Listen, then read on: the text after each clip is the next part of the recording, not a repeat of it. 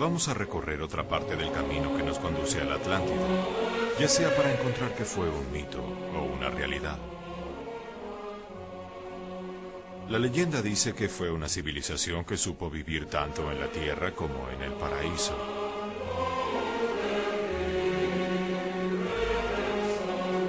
En las experiencias y la filosofía atlante está la información necesaria para encontrar el justo equilibrio entre materia y espíritu, mente y emoción, unidad e individualidad. Originalmente los atlantes existían en un estado espiritual, un estado colectivo de felicidad, donde todos compartían hasta su inconsciente y cada uno era parte del todo. Esta sensación colectiva solo podía producir tranquilidad y bienestar. Sin embargo, poco a poco se sumergieron en la materia y el placer de los sentidos. Comenzaron a atesorar sus experiencias de manera individual, hasta fragmentarse tanto que encontraron su propia destrucción. El hombre actual, en su búsqueda de la felicidad, recorre el camino inverso. Desde la individualidad y el materialismo, busca un camino hacia la espiritualidad y la unidad armónica con el universo. La conexión atlante une el pasado, el presente y el futuro. Nos da la información para recuperar el paraíso que ellos experimentaron. En esta búsqueda veremos otras historias que señalan con certeza la existencia de una civilización anterior que podemos llamar la Atlántida.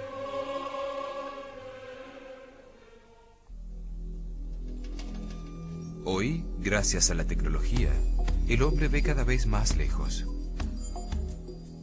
Los astrónomos nos muestran espacios sin límites en la vastedad del universo. Se asiste al nacimiento de estrellas a miles de kilómetros de la Tierra. Se fotografían galaxias y constelaciones en zonas sin tiempo ni espacio. Esto ha traído a esta máquina de la creación una perspectiva de otros mundos, sistemas planetarios y antiguas civilizaciones de leyenda, diferente a la que tenían los científicos y pensadores del siglo pasado.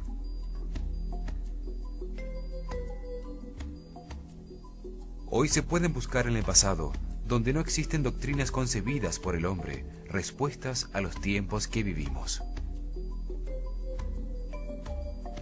Hay que permitir que la intuición tome el control. Ese sexto sentido maneja el 90% de la mente de una forma que aún no se conoce. La frontera entre la ciencia y la fantasía es muy borrosa. Por ejemplo, Heinrich Schliemann, en 1923, convirtió en realidad un mito cuando descubrió la legendaria Troya, a partir de indicios que encontró en la Ilíada de Homero, escrita hace 2500 años.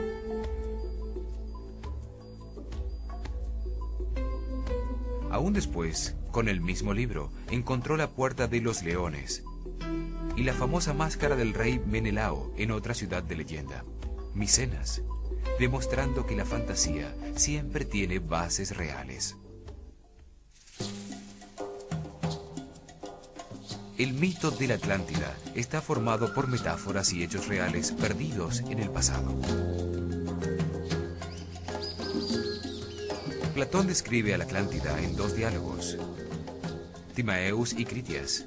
Critias cuenta una historia que escuchó su abuelo de Solón, un gobernante griego que visitó Egipto en el año 600 a.C. Allí un sacerdote egipcio consagrado a la diosa Neith de Sais, protectora de las ciencias, le mostró registros de antiguas civilizaciones desaparecidas. Afirmó que egipcios y griegos descendían de unos pocos sobrevivientes de un poderoso país, destruido 9000 años antes por un cataclismo. El diálogo de Platón sobre la Atlántida puede interpretarse de varias maneras, como el registro de un hecho real o como una historia fantástica. Si la historia fuera inventada, podría ser una alegoría de su propio tiempo, una parábola moral o un cuento mítico. A principios del siglo XX, cuando se descubrieron las placas tectónicas y la existencia en la mitad del Océano Atlántico de montañas sumergidas con más de 4.000 metros de altura, se afirmó que era una evidencia real de la existencia del continente perdido. Se descubrió que toda esa zona había tenido una permanente actividad volcánica submarina. Sin embargo, hasta el momento, solo se han encontrado algunas ruinas misteriosas en Bimini. No ha aparecido una gran ciudad oculta entre el coral que pruebe, como en el caso de Troya o Micenas, que la Atlántida realmente existió.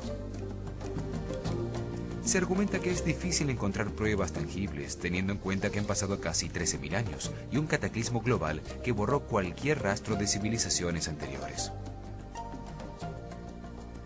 El calentamiento causado por el Sol derritió las capas de hielo que cubrían los continentes en la era glacial. Montañas de hielo cayeron al mar, provocando terremotos, erupciones volcánicas y un diluvio mundial que elevó el nivel del mar en 130 metros, haciendo desaparecer todo vestigio.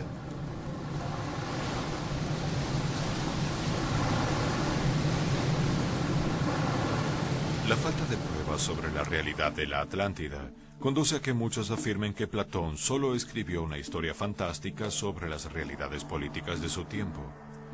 Un retrato idealizado de la organización y el funcionamiento de una sociedad perfecta. Recurrir a una alegoría era un camino más seguro para pronunciarse en contra de su sociedad. Una manera oculta de mostrar sus debilidades, en un momento en que era muy peligroso criticar. El hundimiento bajo el mar representaría la destrucción política, moral y filosófica que él temía. Una advertencia del camino que los atenienses habían tomado. Otra manera de entender la leyenda de Platón es como una ficción filosófica o una parábola que busca señalar verdades importantes sobre la naturaleza humana. Como ficción, muestra los beneficios de la cooperación entre los hombres, las ventajas de seguir las leyes establecidas y las penalidades que resultan de la codicia y de la ambición. Muestra cómo se puede transitar fácilmente de la justicia y la felicidad a la violencia y la destrucción. En ese sentido, la historia de la Atlántida es muy importante para la sociedad actual, sobre todo en momentos tan difíciles como los que vivimos, cuando el hombre dejó de cooperar con los otros hombres. Como todo mito, el de la Atlántida se volvió más importante que su realidad histórica. Además, identificarla como la fuente de toda la cultura humana intensificó el mito. Este mito combina dos grandes motivos universales: el paraíso perdido y el diluvio universal. El Edén y Noé aparecen en la Biblia, y con otros nombres en todos los libros sagrados de las distintas religiones y culturas. Los mitos cobran vida cuando se cree en ellos. Sirven para guiar al hombre en un mundo que solo entiende imperfectamente. En el mito atlante, la figura central es la humanidad, encarnada en un sitio ideal, perfectamente gobernada y con fructíferas riquezas. Pero debido a su codicia y ambición, los atlantes deciden ignorar las leyes divinas. Zeus, el padre de los dioses, decide destruir al hombre sacudiendo la tierra con terremotos, erupciones volcánicas e inundaciones. La misma cólera destructiva siente Dios en la historia bíblica en la que Noé es el único sobreviviente. Una historia muy parecida a la de Adán y Eva, quienes, tentados por la codicia y la ambición de ser iguales a Dios, rompen el mandato divino y comen del árbol del conocimiento. Esto produce su expulsión del paraíso. Para el hombre actual, perdido en el mundo que experimenta, el tema del paraíso perdido es una luz al final del túnel. La vida se convierte en un intento por recuperarlo, regresar al Edén, encontrar el camino a Zambala, localizar la Atlántida, el hogar, la fuente perdida. El hundimiento de la Atlántida también puede pensarse como un estado psicológico en el que el hombre, asediado por los terremotos de la pasión y las aguas que lo sumergen en la inconsciencia, pierde o retrasa su propósito evolutivo.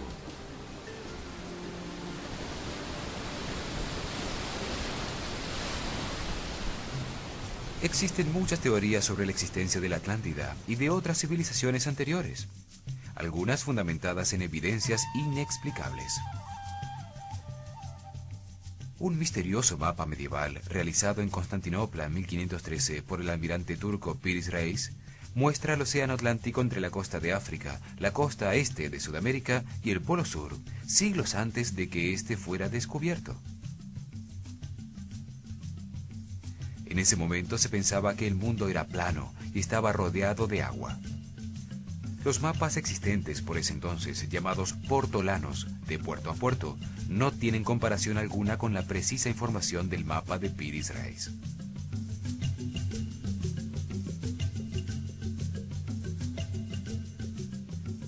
Ni siquiera mapas de 200 años más tarde, como este de De Witt, tienen una información parecida.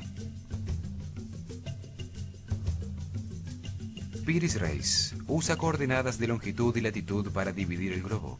Se trata de la trigonometría esférica, inventada muchísimo después por Geraldo Mercator. Su precisión, comparándola con los cálculos actuales, es absoluta.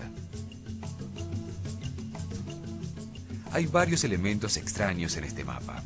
El primero es que los contornos de los continentes parecen corresponder exactamente con una fotografía tomada desde el aire con centro en las pirámides de Egipto.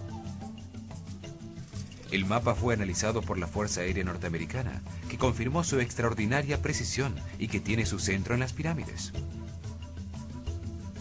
El almirante Piris Reis dejó notas escritas en el mapa, en donde niega toda responsabilidad de los registros originales y de la cartografía.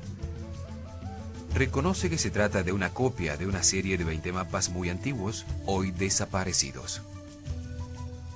Dice que obtuvo algunos de los mapas originales del piloto que acompañó a Cristóbal Colón en sus 3 viajes, al convertirse en prisionero durante una batalla entre los turcos y los españoles en 1501. Esto querría decir que Colón sabía que iba a encontrar las costas sudamericanas. El mapa muestra el río Amazonas con la isla de Marajo, solo descubierta en 1543 en su desembocadura.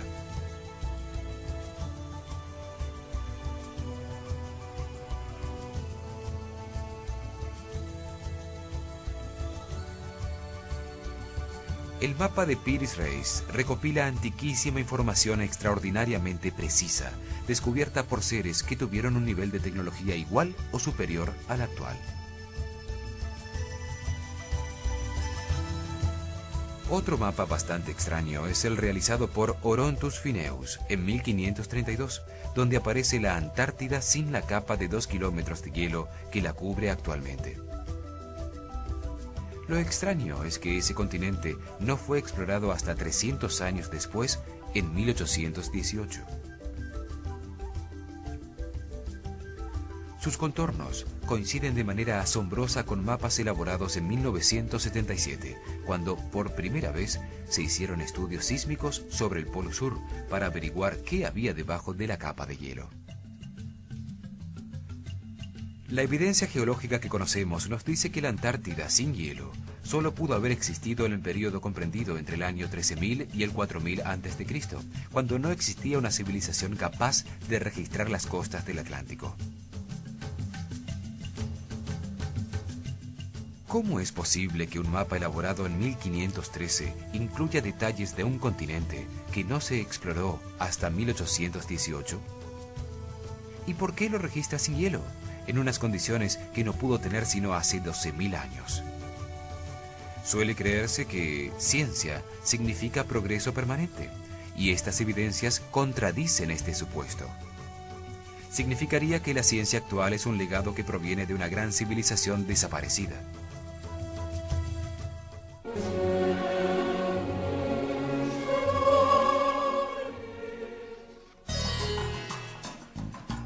Hay 2 maneras de leer los antiguos textos religiosos: la forma exotérica, que encuentra solo significados racionales, como en un diccionario de los que conocemos, y la esotérica, que intuye en un sistema de símbolos la visión del universo como un todo. La esotérica usa la energía mental y es una muestra de un sistema superior de conocimientos, de la forma intuitiva de conciencia que antiguas civilizaciones nos dejaron como herencia en muchos libros. Hoy en día, pocos seres utilizan el cerebro para captar esa información esotérica. Para la mayoría de las personas puede ser solamente imaginación. Sin embargo, es una forma práctica y científica de obtener información. Libros hindúes, probablemente la literatura más antigua del mundo, contienen esa simbología esotérica. Le dan una gran importancia al ciclo de 25.920 años que llamamos precesión de los equinoccios, al igual que sumerios y egipcios. Para ellos, este ciclo determina las catástrofes periódicas que destruyen gran parte de la humanidad. Cambios magnéticos en el Sol, que ocasionan cambios magnéticos en la Tierra, alterando el eje de giro y el clima del planeta.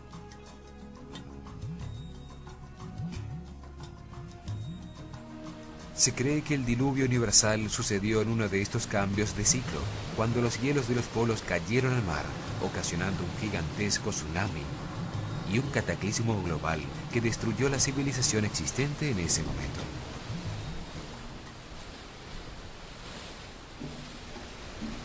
Los libros hindúes dicen que esto pasó en el año 10.900 a.C. La fecha coincide con el fin de la época glacial y con el comienzo del nuevo tiempo llamado Sep-Tepi, en los calendarios egipcio y sumerio. También coincide con datos publicados por la revista Nature, en donde se afirma que el último reverso de los polos magnéticos de la Tierra ocurrió hace 12.400 años.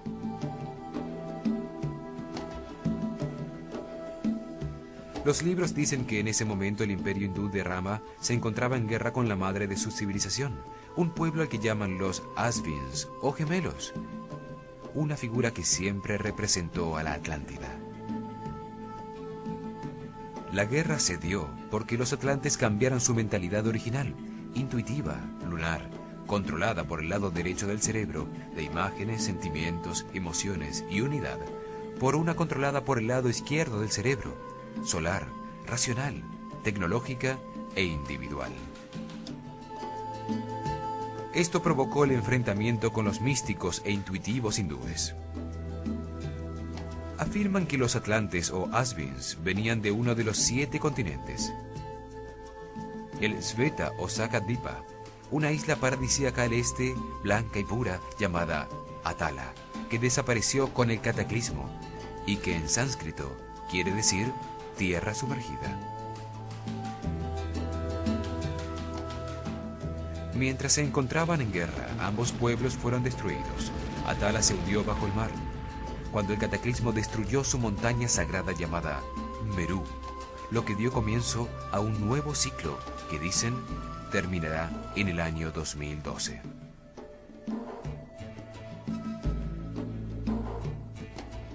Para los hindúes el cambio de una era a otra es un momento alarmante.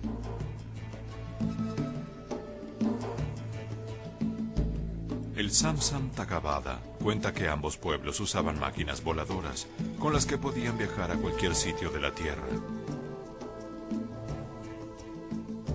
A las hindúes las llama vimanas y las describe como propulsadas por un líquido combustible amarilloso derivado del mercurio.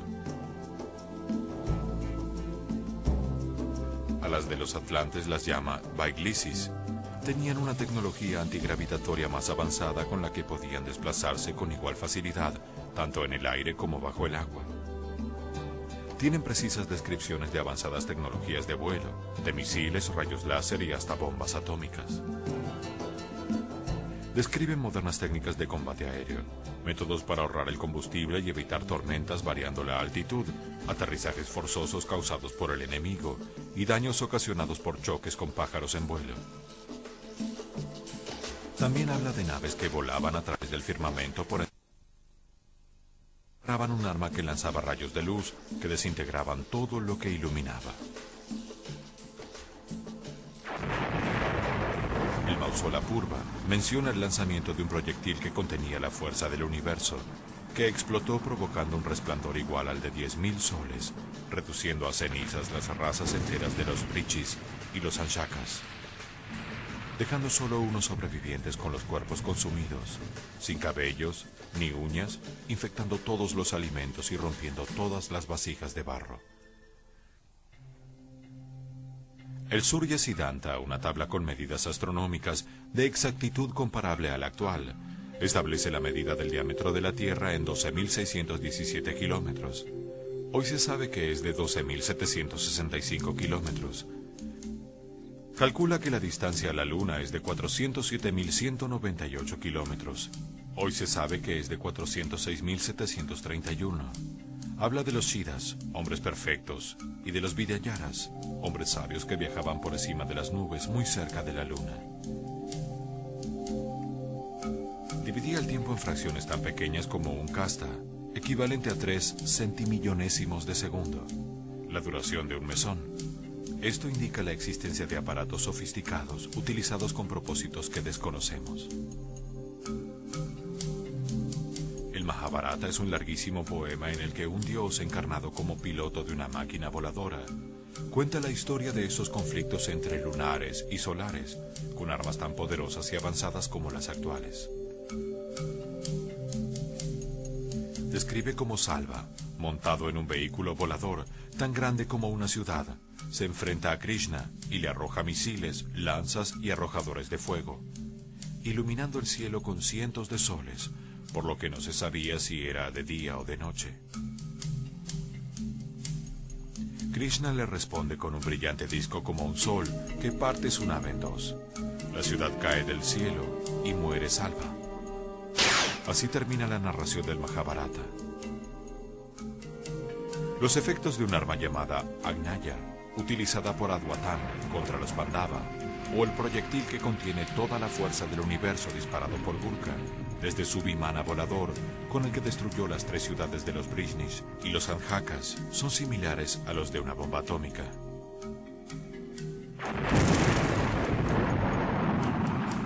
El Mahabharata dice que al explotar producían una incandescente columna de fuego, con un resplandor de 10.000 soles estremeciendo a la tierra y quemándola con el terrible y violento calor. Fieros vientos soplaron y las nubes rugieron hacia arriba, disparando polvo y rocas en todas las direcciones, oscureciendo todos los sitios. Los cuerpos quedaron tan quemados que no eran reconocibles. Los guerreros que lograron escapar se tiraron al agua para lavarse, pero el pelo y las uñas se les cayeron y toda la comida se envenenó. Todas estas narraciones tan precisas sobre técnicas voladoras, misiles y estallidos con características atómicas, para un ser de nuestra época son normales y entendibles. Pero ¿cómo hicieron para describirlas hace 5 o 6.000 años? La única explicación posible es que estén describiendo eventos que realmente sucedieron y que sus trazos hayan desaparecido con un cataclismo universal. Estas narraciones de libros antiguos hindúes no son las únicas que hablan de guerras atómicas y de avanzadas tecnologías. En excavaciones arqueológicas en las ruinas de la ciudad hindú de Mohenjo-Daro, que significa montaña de los muertos, se encontraron esqueletos radioactivos y muros de ladrillo vitrificados y fundidos por un inmenso calor, resultado de una misteriosa explosión de proporciones atómicas.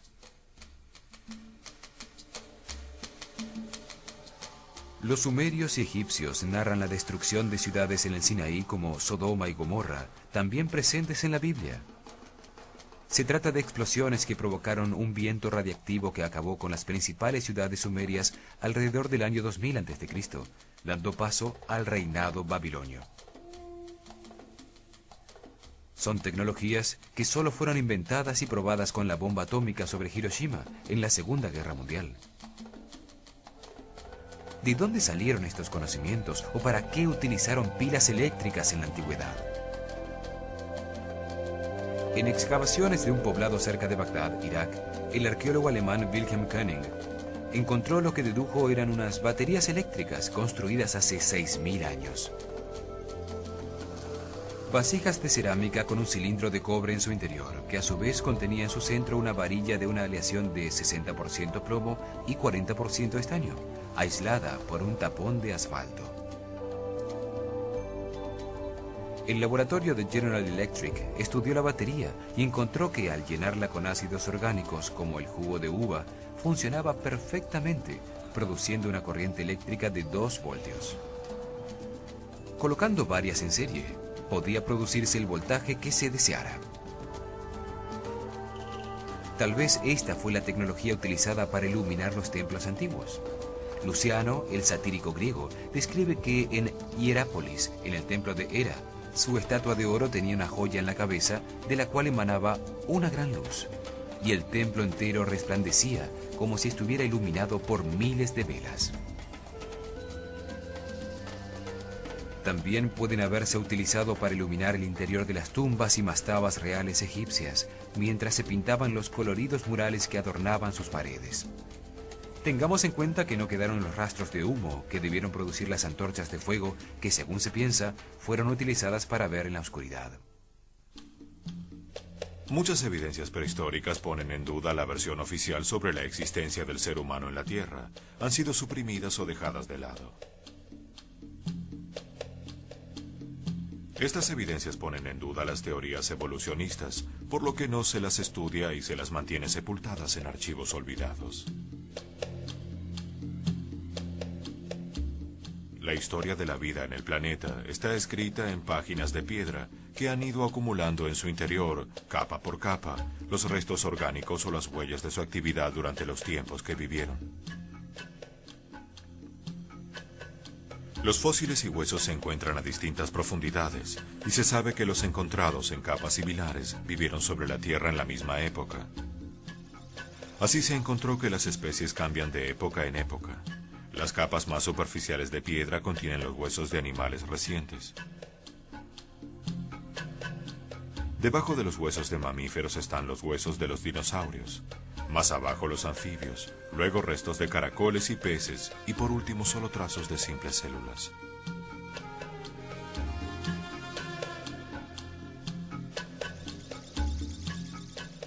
La existencia de primates parecidos al hombre, semejantes en su organización anatómica, esqueleto, sistema muscular y sus restos encontrados en las distintas capas geológicas, llevó a Charles Darwin en 1859 a desarrollar la teoría de la evolución de las especies.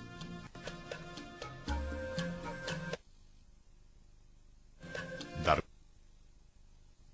por la Biblia y afirma que el hombre, a través de cambios accidentales o causales a lo largo de inmensos periodos de tiempo, es un animal que evolucionó de sus padres, los monos y primates originales en el planeta, gracias a su fortaleza.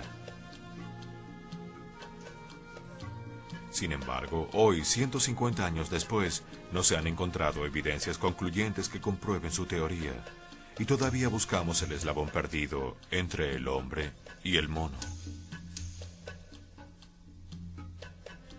El famoso antropólogo Richard Leakey confirma que todos los restos descubiertos de los antepasados del hombre caben en una alcoba y sobra espacio. Solo existen unos pocos huesos de millones de seres en la prehistoria para sustentar la teoría de la evolución. Los restos de los antepasados del hombre encontrados en África indicarían que evolucionó lentamente, en un proceso que tomó 6 millones de años, hasta producir, hace 1,5 millones de años, el Homo erectus.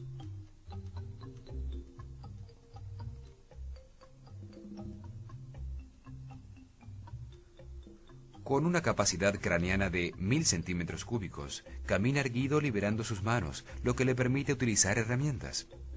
Los ojos en el frente perfeccionan su sistema visual, permitiéndole calcular mejor las distancias y cazar mejor. Desapareció por completo hace 250.000 años, posiblemente en uno de los cataclismos históricos que cambió la forma de la Tierra y las especies. Sin embargo, se cree que en su proceso de desaparición dio paso al Homo sapiens, a pesar de que hasta ahora no aparece el eslabón perdido que una los dos procesos evolutivos en uno solo continuo. La teoría convencionalmente aceptada dice que hace 250.000 años apareció en África, extendiéndose por Europa hace 100.000 años, pasando luego a Asia hace 40.000 años, y llega a través del estrecho de Bering a América hace 30.000 años, y a Sudamérica hace 15.000 años.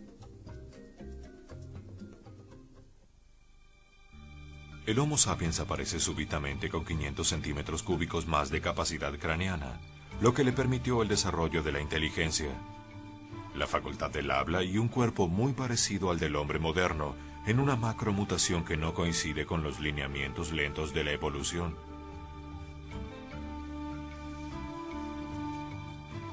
Realizar esta evolución, el despertar de la conciencia, debiera haber tardado por lo menos otros 15 millones de años, el tiempo de evolución que necesitó el mono para convertirse en Homo erectus. Sin el eslabón perdido, con tan pocas evidencias y tantos vacíos, es realmente difícil saber si el hombre desciende del mono, cuánto tiempo lleva realmente sobre el planeta y cómo fue el origen caótico y accidental del universo. Han aparecido evidencias anómalas que ponen en duda las fechas y teorías aceptadas.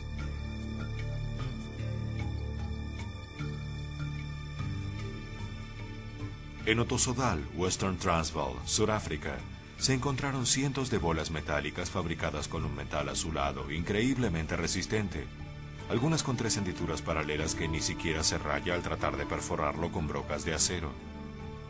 Se encontraron en la profundidad de una mina de diamante dentro de un material de mineral suave llamado pirifilita, que se formó por sedimentos hace unos 3 billones de años.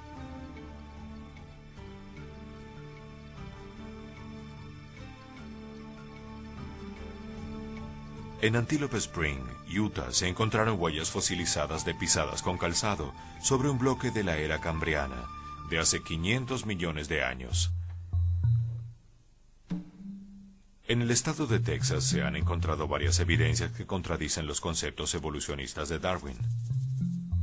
En Glen Rose aparecieron docenas de huellas fosilizadas de pisadas humanas junto a pisadas de dinosaurios, lo que indicaría que el hombre caminó simultáneamente con estos hace más de 60 millones de años, fecha en que se cree que se extinguieron por el gigante meteorito que cayó en la península de Yucatán.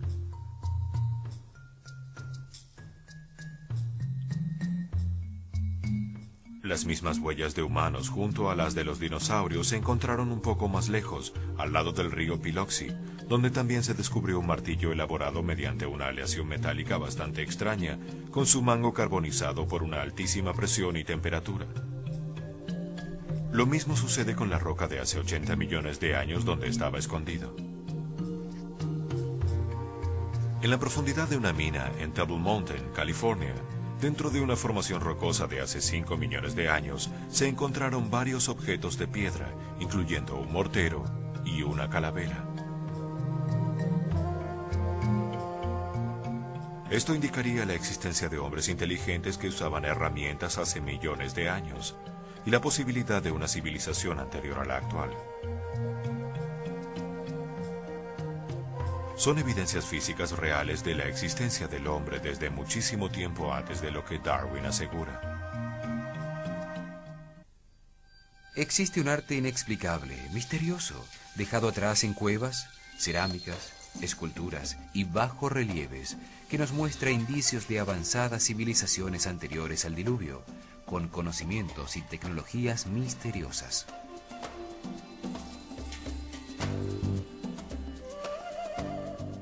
En el templo de Osirión, en Abidos, Egipto, existe un friso o panel entre 2 columnas con unos bajorrelieves muy extraños.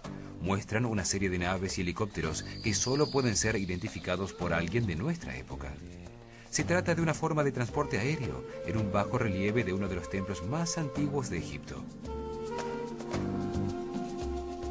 La cultura maya también nos dejó indicios de tecnologías avanzadas muy antiguas.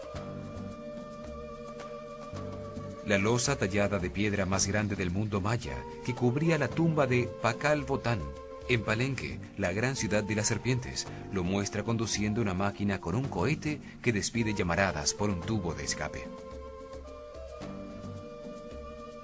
En su borde tiene los jeroglíficos correspondientes al Sol, la Luna y la estrella polar, lo que muestra el alcance de la nave.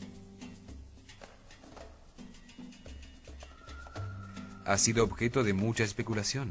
Se sabe que George Lucas decidió que se utilizaran sus medidas y forma para las naves de la persecución entre el bosque en la película Star Wars.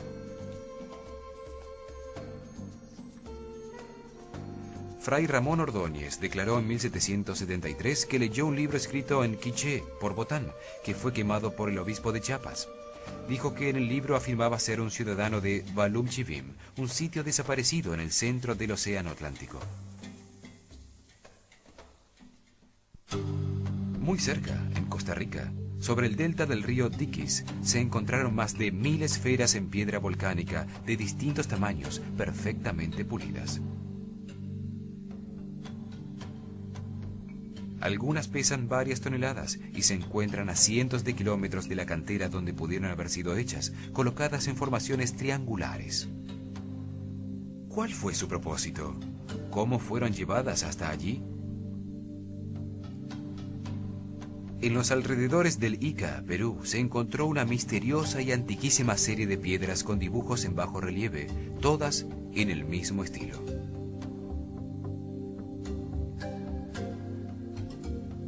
Por la pátina de su superficie se sabe que fueron talladas hace 12 o 13.000 años. Sin embargo, muestran conocimientos y procedimientos avanzadísimos aún para la época actual. Astrónomos que miran sucesos en lejanas estrellas, viajeros por el aire, los continentes de la Tierra en posiciones distintas a las actuales, y dibujos de animales ya desaparecidos. También se representa un trasplante de corazón, que comienza con una mujer embarazada a la que le sacan sangre para aprovechar las proteínas y hormonas que impiden que su feto sea rechazado como un cuerpo extraño.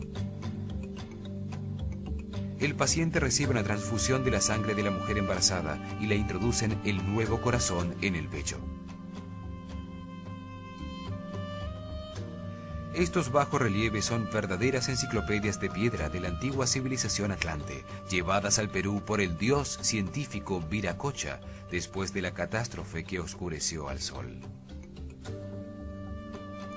En Nazca, también en Perú, se han descubierto enormes figuras y líneas de muchos kilómetros de longitud, trazadas con piedras en el suelo, que solo pueden ser vistas desde el aire.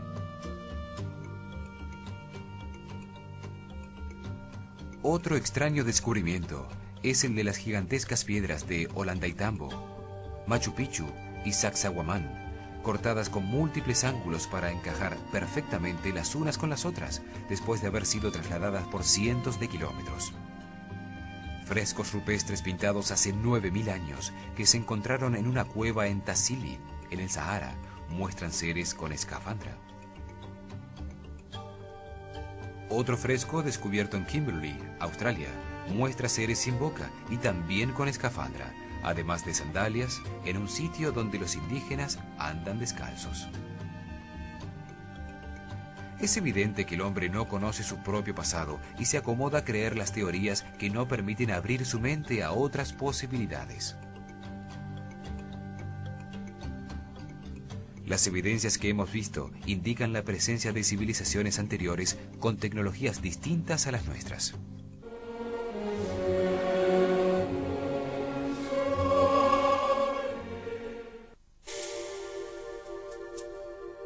Los sacerdotes atlantes enseñaban 7 leyes que recogían el comportamiento del universo. En la base de la pirámide de esas 7 leyes universales está la ley de la naturaleza. Actúa sobre los cuerpos físicos de todos los seres vivos, en la densidad de la materia, donde se encuentran las vibraciones más bajas del universo.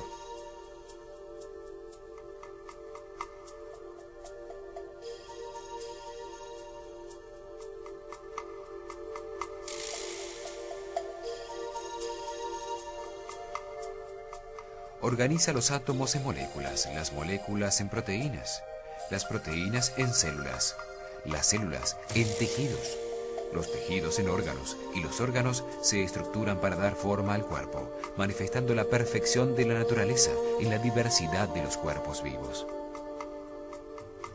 La ley de la naturaleza es una programación automática de origen divino contenida en los códigos genéticos de cada especie.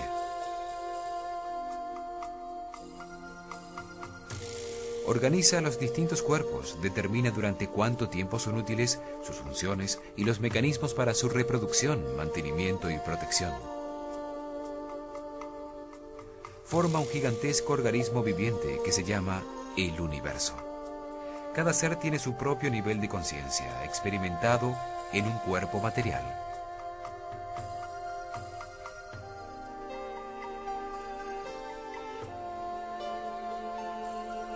Los cuerpos contienen la conciencia que experimenta la vida y así comprenden la razón del universo en un proceso de evolución hacia la perfección y la sabiduría que toma muchas encarnaciones.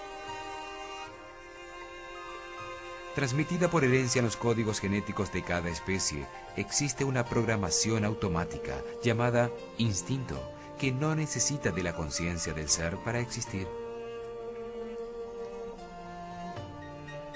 Su función principal es generar, mantener y defender la vida, controlando todos los procesos vitales. La reacción automática del instinto es simple y binaria, diseñada para no permitir la duda de posiciones intermedias.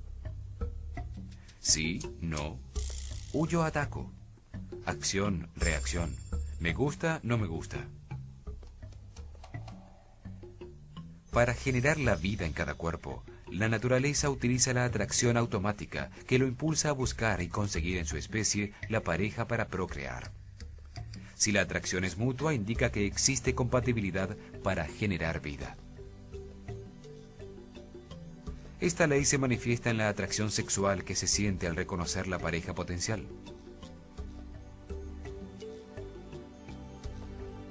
Para mantener la vida en cada cuerpo, la naturaleza utiliza el deseo automático, que lo impulsa a buscar y conseguir lo que necesita para vivir. Se manifiesta como hambre, sed y como la capacidad para reconocer el alimento que necesita y el medio natural de su especie. Para defender la vida en cada cuerpo, la naturaleza utiliza el miedo automático a perderla, que lo impulsa a huir o a defenderse. Se manifiesta como una fuerza o energía adicional producida por la adrenalina para responder adecuadamente a la situación. En cada cuerpo organizado por la ley de la naturaleza se encarna una conciencia que evoluciona en un proceso de aprendizaje sucesivo que se llama vida.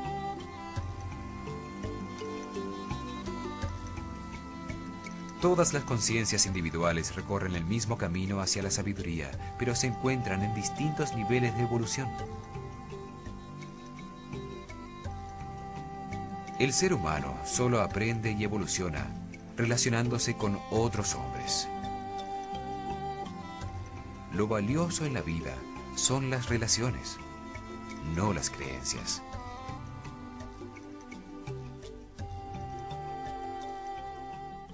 Con la ley de la naturaleza, el Creador diseña la diversidad del universo para que la conciencia evolucione. Diferentes razas, en distintos lugares y climas, expuestas a diferentes situaciones y culturas, permiten el contraste de la diversidad. Distintos hombres con distintos niveles de conciencia se comportan de diferentes maneras, permitiendo las relaciones de aprendizaje. Solo a través de estas relaciones con los demás evoluciona la conciencia.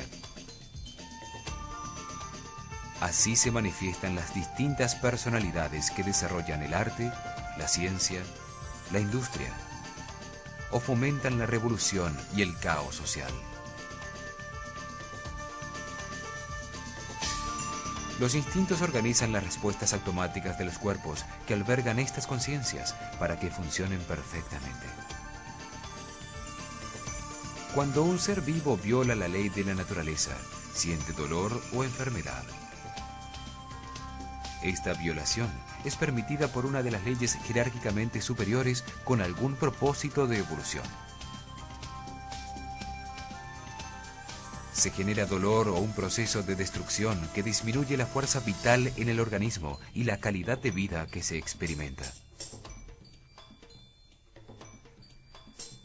En los primeros niveles de evolución se desarrollan personalidades primarias para vivir procesos que desarrollen la conciencia. Sus reacciones en esos niveles son casi totalmente instintivas y agresivas.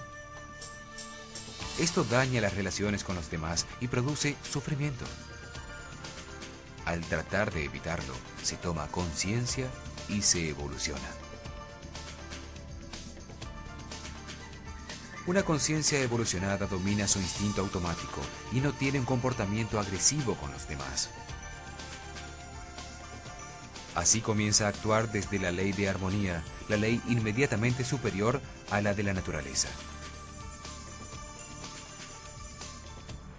El propósito de la vida es enseñarnos lo que no sabemos a través de las experiencias en el cuerpo físico. Vivimos para aprender, para graduarnos en sabiduría universal.